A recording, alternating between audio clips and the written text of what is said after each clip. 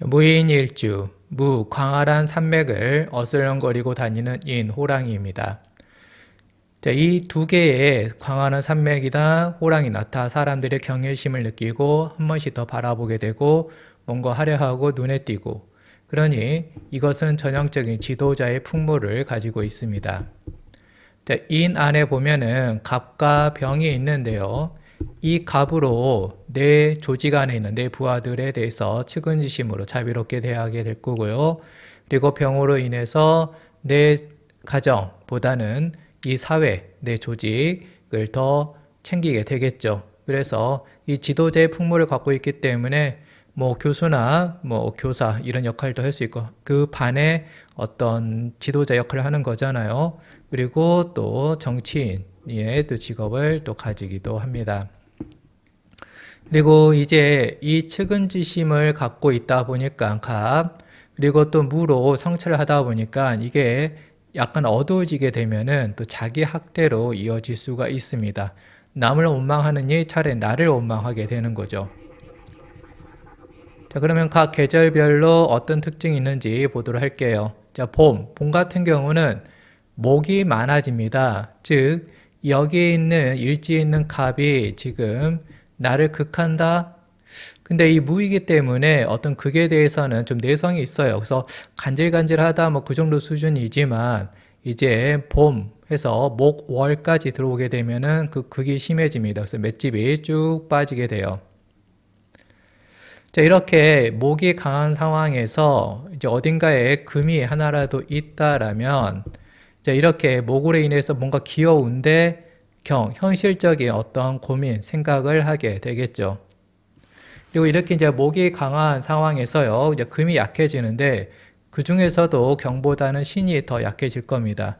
왜냐하면 이 신 같은 경우는 이제 목에 극을 당하는 것도 있지만 이 무에 의해서 또 극을 당하는 것도 더해지다 보니까 이제 신이 깨져버리게 되는 거죠. 그래서 이제 이 신이 뭐 돈인 경우, 또 여자인 경우, 뭐 가족인 경우를 따져봐서 대체 어떤 쪽으로, 어떤 타입으로 발현될지는 이제 선택인 거죠. 그리고 지금 이렇게 목이 많게 되면은 이제 맷집이 쭉 빠져버립니다. 그렇다 보면은 남자가 무인일주다. 그럼 여자를 좀 피하겠죠. 여자를 사귀고 싶은 욕구가 적어집니다. 자, 이런 상황에서 만약에 금마저 없다라면은 이 금을 가지고서 여자에 해당하는 수를 생하는 거잖아요. 금생수. 그래서 이 금마저 없다라면 연애라는 것은 꿈꾸기도 좀 버겁습니다. 그리고 이렇게 토일간인데 이 목이 많게 되잖아요. 이 토와 목이 어우러져 있으면은 이 무인일주를 바라보는 사람들은 뭔가 하나는 어떤 따뜻함을 느껴요. 엄마 같은 어떤 포근함, 내가 뭔 헛소리를 해도 들어줄 것만 같은 그런 수용적인, 포용적인 모습을 보게 됩니다. 그래서 얘기를, 자기 속내를 막 털어놓게 되죠. 그러다 보니까 이제 무인일주는 숙명적으로 남의 고민을 잘 들어주게 됩니다. 그게 지도자의 또 면모하고는 잘 어울리잖아요. 지도자 남을 이끌기도 하지만 또 남의 고충을 또 들어주는 것도 있으니까요.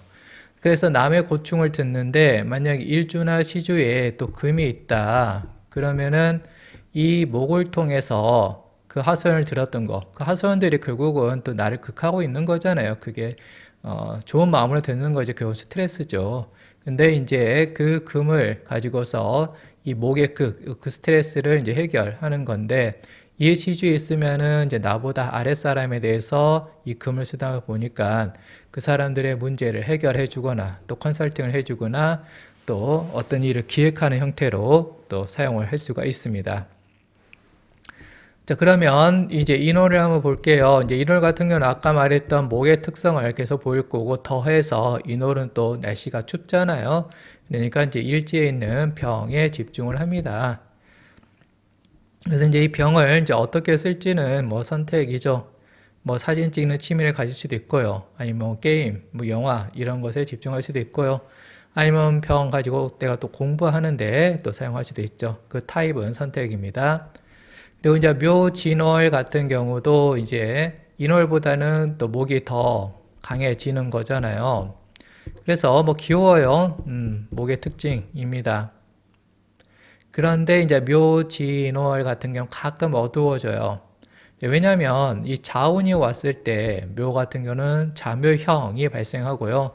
그리고 여기서는 또 자진합이 발생합니다. 자진합 하게 되면 또 힘이 많아질 거고, 그게 또 이 무랑 반응하게 되면은 또 우울을 또 가져오게 되겠죠. 여름에 무인일주가 태어났다 그러면 좋죠. 뭐 맷집이 강해지니까요. 그 화가 무일간의 맷집을 튼튼하게 만들어줍니다. 이럴 때는 이제 연월에 경이 있어가지고 이걸로 쫙 배출해서 내 원하는 바를 또 펼쳐나가는데 사용할 수가 있겠습니다. 그 중에서 이제 4월 같은 경우는 뭐 그런 긍정적인 측면 여자 가져갈 거고요. 또 경이 통근까지 하니까 얼마나 경을 잘 쓰겠어요. 하지만 이제 이 월일지 사이에서 인사형이 있다라는 거 좀 주의하면 되겠습니다. 그리고 이제 5월은 그야말로 맷집의 왕이죠. 쫙 맷집을 더해줍니다. 그리고 아무래도 이게 맷집이 그 어느 때보다 강하기 때문에 이제 이 경을 좀 더 안정적으로 자유자재로 쓸 수가 있게 되는 거죠. 자, 다음 이제 가을과 겨울을 보겠는데요. 가을, 겨울 이때는 힘이 쭉 빠져버리죠. 그러니까 이 무는 지금 화에서 수로 변해가는 과정의 기잖아요. 더 구체적으로는 화에서 금으로 가는 과정의 기입니다. 그래서 화의 특징을 지금 무는 갖고 있어요. 그런 상황에서 가을, 겨울 이런 걸로 내 힘을 쫙 빼버리면은 맷집이 약해지니까 이럴 때는 자연스럽게 내 맷집을 키워줄 수 있는 화에 이제 집중을 하게 됩니다. 그리고 이 화를 발현하는 타입 중에 대표적인 게 공부죠. 그래서 우리가 힘들 때는 공부하는 게 좋은 개운법인데 그 어느 때, 그 어느 일간보다도 이 토일간 같은 경우는 공부하는 게 힘들 때는 중요한 방법이 되겠습니다. 자, 다음 이제 가을 보도록 할게요. 이제 가을 같은 경우는 이제 금이 강해지는 거잖아요. 신유술. 자, 그럴 때는 상대적으로 여기 일지에 있는 갑이 약해지겠죠. 그래서 갑에 집중을 하게 됩니다. 근데 이제 그 갑은 일단 마음은 측은지심이고요. 또 갑이 있는 자리가 일지니까 내 배우자에 집착을 하게 됩니다. 집착한다는 게 배우자가 뭐 아주 엉망인 행동을 해요. 외도를 한다든지. 그래도 그 불쌍히 여기는 이 갑의 마음 때문에 그 배우자를 놓지를 못하는 거죠. 이혼을 쉽사리 못하게 됩니다. 그러면 그 문제 있는 배우자에 집착한다. 그러면 또 나의 불행으로 이어질 수 있다라는 것이 또 한 부분으로 보입니다. 그리고 금이 강해지는 게 신유술 월, 이 가을 월뿐만 아니라 4월, 아까 언급했던 4월이나 또 겨울의 축월, 이것도 사유축 중에 하나잖아요. 여기도 경이라는 금이 있고 또 축에는 신이라는 금이 있죠. 그래서 이런 신유술 외에도 사, 축, 월에 해당하는 무인 일주 같은 경우도 방금 말했던 어떤 배우자에 집착한다, 갑에 집중한다는 현상은 일어나게 되겠습니다. 그리고 이제 겨울 같은 경우 해자축, 그럴 때는 이제 수가 많아지잖아요. 무는 특히 이 수에 대한 반응이 민감합니다. 그래서 상대적으로 이제 여기 일지에 있는 병이 약해지겠죠. 그래서 이 병에 집중을 하게 되는데요. 예를 들면 뭐 사진을 찍는 취미를 가지는 거죠. 하지만은 여전히 이 안에 있는 수가 계속 어떤 우울함을 가져오기 때문에 그 사진의 주제들이 하나같이 어떤 쓸쓸한 느낌을 풍겨낼 수가 있습니다. 그리고 이 병에 집중을 하게 되면 어떤 PT를 만들 때 아주 화려하게 만들기 십상이에요. 하지만 아무래도 수가 개입이 돼 있다 보니까 또 그 PT가 그렇게 뭐 화려하진 않습니다. 이렇게 PT 만드는 것은 좋아하지만 PT가 좀 어둡게 나오게 되겠죠. 아무래도 이 무가 가지는 어떤 철학성이 이 병을 좀 소극적으로 쓰게 만들고 있습니다. 자, 그럼 무인일주가 보이는 어떤 성격의 특징을 한번 보도록 할게요. 아무래도 이제 갑이 있다 보니까 일단 귀여워요. 무의 어떤 듬직함이 보이는데 그 안에 귀여움이 있으니까 내 지도자인데 뭔가 귀여운 지도자이다.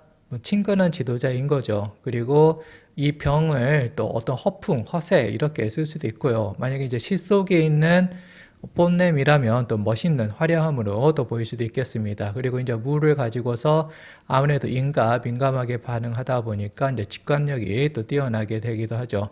그리고 이제 겉으로는 이 각과 병을 쓰다 보니까 얼마나 역동적으로 보이겠습니까? 그리고 화려해 보이기도 하고요. 왕성히 활동하는 게 보이는데 이제 이 무임충하면서 이미 이 속에서 어떤 내부의 우울함이 또 깔려 있는 게 보일 수도 있겠습니다.